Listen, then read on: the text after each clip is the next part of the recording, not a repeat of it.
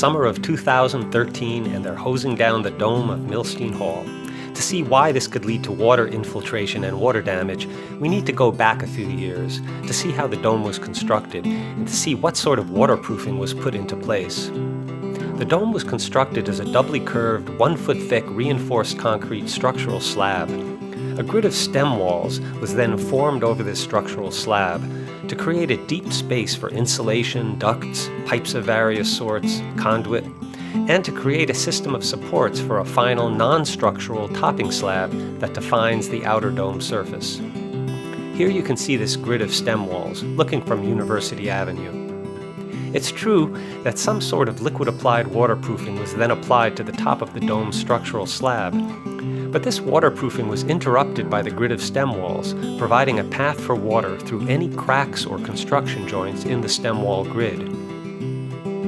This waterproofing layer is also penetrated at numerous points by sprinkler pipes, which by definition penetrate through the structural slab to connect with sprinkler heads in the ceiling of the dome, and by conduit, some of which penetrates the waterproofing to connect with light fixtures in the dome.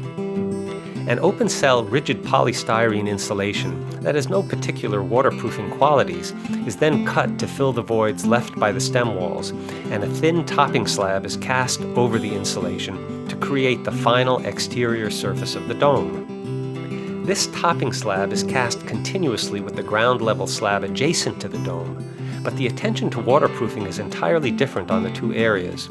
The ground-level slab gets a continuous primer, shown here, and then a serious waterproofing membrane before the topping slab is cast, whereas the dome gets nothing, only the intermittent liquid-applied waterproofing shown earlier.